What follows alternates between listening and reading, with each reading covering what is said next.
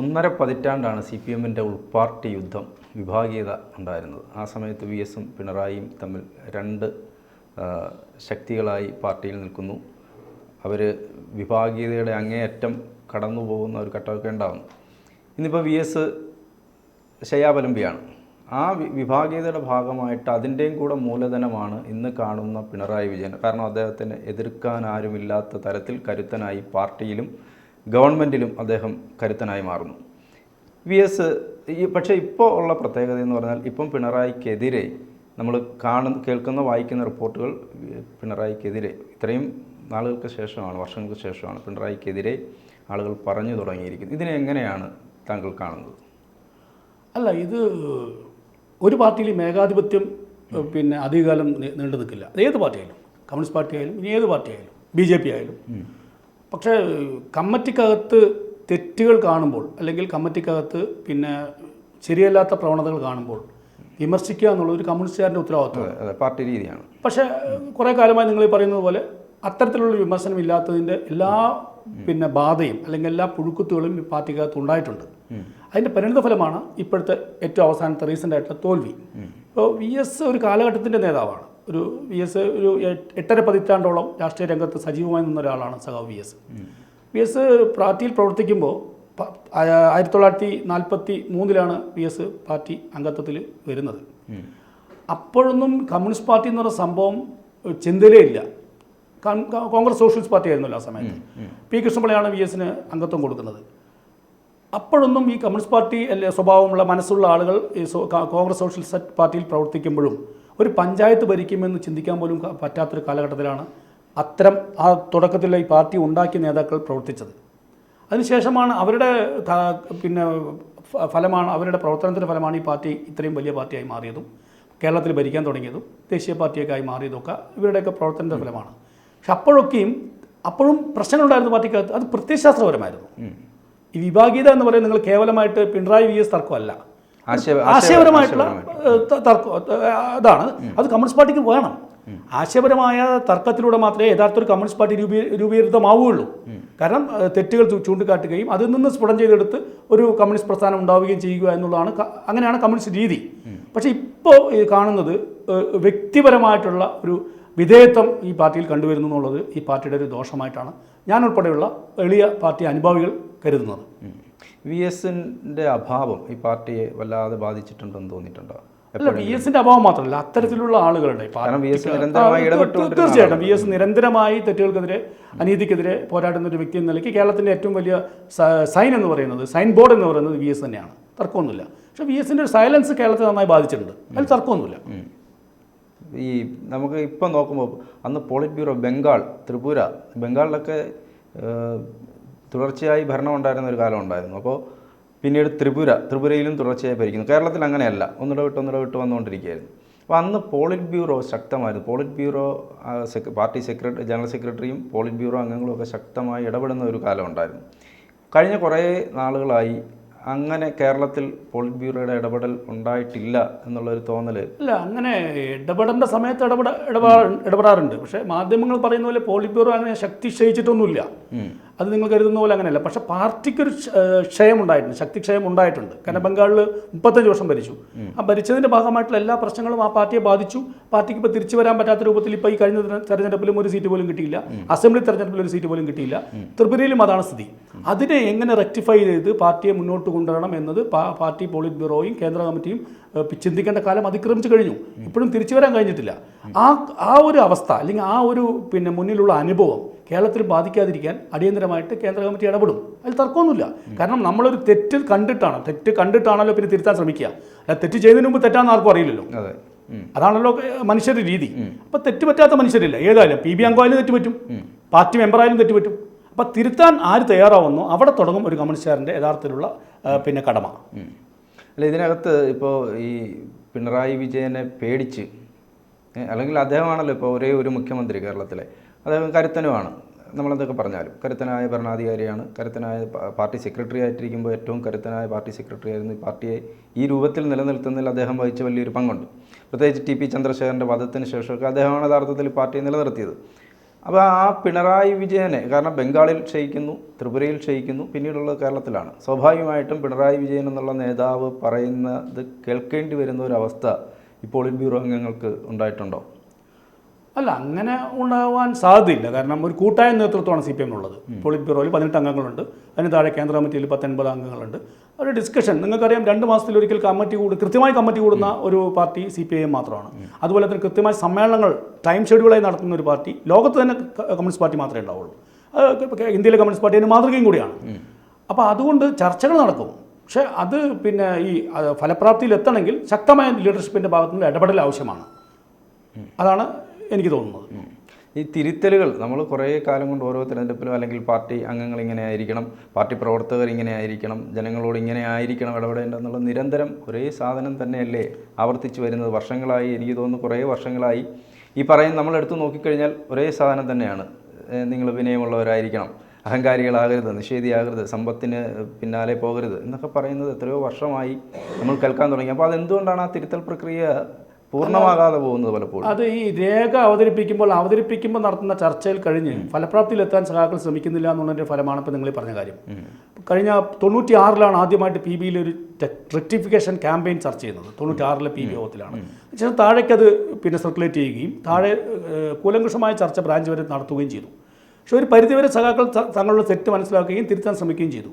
പിന്നീട് ഈ പറഞ്ഞ പോലെ കാലം മാറുന്നതനുസരിച്ചിട്ട് പാർട്ടിയിൽ ചില ഈ ബൂർഷ സ്വഭാവങ്ങൾ കടന്നുകൂടുകയും അത്തരത്തിലെ ആളുകൾ കടന്നു കയറുകയും ആ കടന്നു കയറുന്ന ആളുകളെ പാർട്ടിവൽക്കരിക്കാൻ, സംഘടനാവൽക്കരിക്കാൻ, പാർട്ടി വിദ്യാഭ്യാസം നൽകാൻ പാർട്ടിക്ക് അതാത് കാലത്ത് കഴിയാതെ വന്നതിൻ്റെ ഫലമാണ് ഇപ്പം നിങ്ങൾ കാണുന്ന ഓരോ പിന്നെ ഈ പറഞ്ഞ അഴുക്കുകൾ ഈ പാർട്ടിയിൽ അടിഞ്ഞുകൂടിയിരിക്കുന്നത്.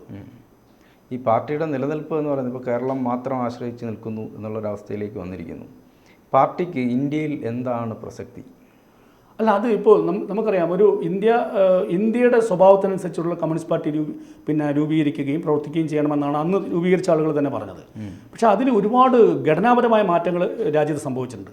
ആ മാറ്റങ്ങൾക്കനുസൃതമായി പാർട്ടി അതിനനുസരിച്ച് മാറ്റം വരുത്തി പ്രവർത്തന ശൈലിയിൽ മാറ്റമുണ്ടായാൽ മാത്രമേ ഒരു ഭാവിയിൽ ഈ പാർട്ടിക്ക് കുറച്ചും കൂടി ശക്തമായി പ്രവർത്തിക്കാൻ കഴിയുള്ളൂ.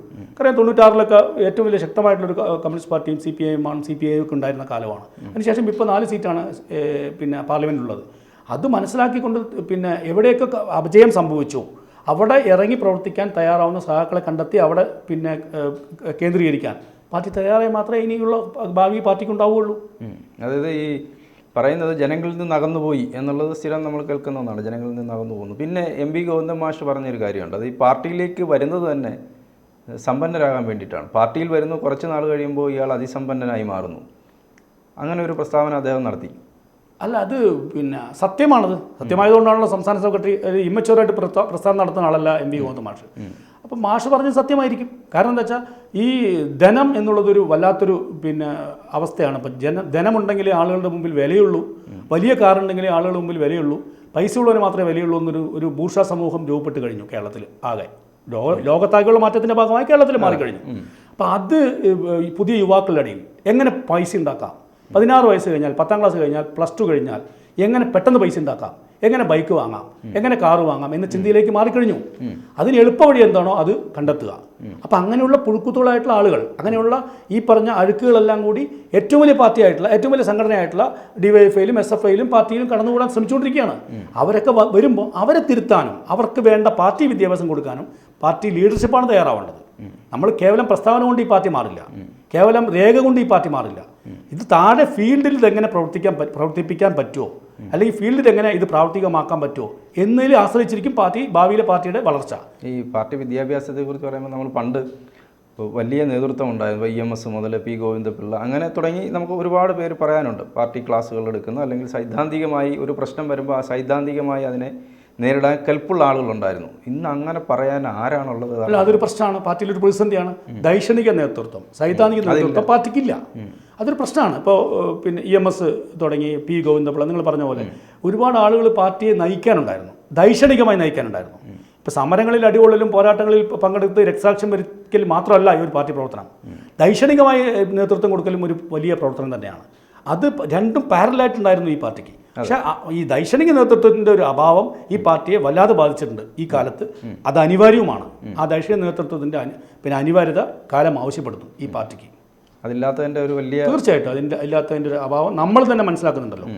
ജനകീയ മുഖങ്ങളെന്ന് പറയുന്ന നേതാക്കന്മാരുണ്ട്. ഇപ്പോൾ VS ജനകീയ നേതാവാണ്, മാസ് നേതാവ്. ഇപ്പം ജനം വന്ന് കൂടുന്നു, പിണറായിയെ കാണാൻ ജനം വന്ന് കൂടുന്നുണ്ട്.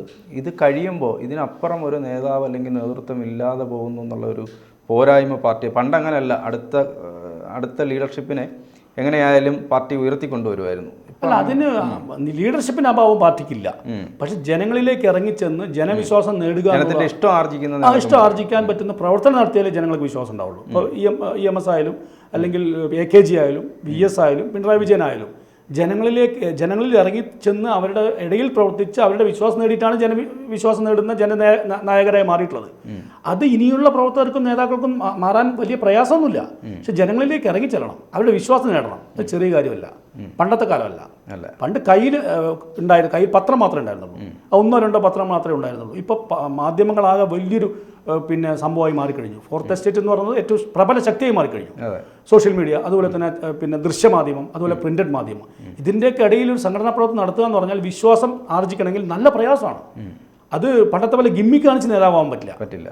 ഇപ്പം ജനങ്ങളുടെ ഇടയിൽ ഇറങ്ങിച്ചെന്ന് അവരുടെ വിശ്വാസം നേടണമെങ്കിൽ നല്ല പ്രയാസമാണ്. അത് പ്രയാസം അനുഭവിക്കാൻ തയ്യാറായാൽ മാത്രമേ ഈ പാർട്ടിയിൽ ഇനി ലീഡർഷിപ്പ് ഉണ്ടാവുകയുള്ളൂ. അവസാനമായിട്ട് ഒരു ചോദ്യം കൂടെ. കേരളം ഭരിച്ചിട്ടുള്ള ഇടതുപക്ഷ മുഖ്യമന്ത്രി, പ്രത്യേകിച്ച് CPM മുഖ്യമന്ത്രിമാർ, ഇപ്പം നായനാർ ഭരിച്ചു, VS ഭരിച്ചു, പിണറായി ഭരിക്കുന്നു.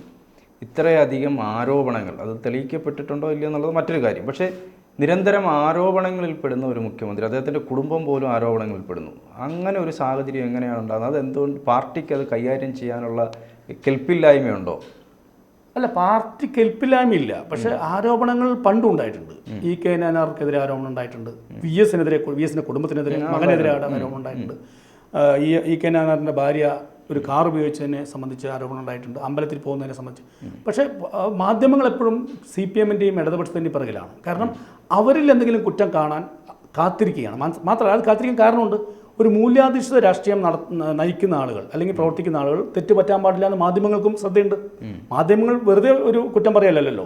കോൺഗ്രസ്സുകാർ നടത്തിയാൽ ഒരു വാർത്തയല്ല, BJPക്കാർ നടത്തിയാൽ വാർത്തയല്ല. BJPക്കാരനോ കോൺഗ്രസ്സുകാരനോ ഒരു തെറ്റ് ചെയ്താൽ അതൊരു വാർത്തയല്ല. അതാണിപ്പോൾ ഒരു 2 രൂപ മെമ്പർഷിപ്പുള്ള SFI പ്രവർത്തകൻ ഒരു തെറ്റ് ചെയ്താൽ അത് വലിയ വാർത്തയാവുന്നത് അതുകൊണ്ടാണ്. ഇപ്പോൾ നിങ്ങൾ കാലടി സർവകലാശാലയിൽ കണ്ടത് 2 രൂപ SFIയുടെ മെമ്പർഷിപ്പ് മാത്രമുള്ള ഒരുത്തനാണ്, അത് എപ്പോഴും മെമ്പർഷിപ്പ് എടുത്ത ഒരുത്തനാണ് അവൻ തെണ്ടിത്തരം കാണിച്ചത്. അത് വാർത്തയായി മാറി, അത് ഹെഡ്ലൈൻ വാർത്തയായി മാറിക്കൊണ്ടിരിക്കുകയാണ്. അത് എന്തുകൊണ്ടാണ്?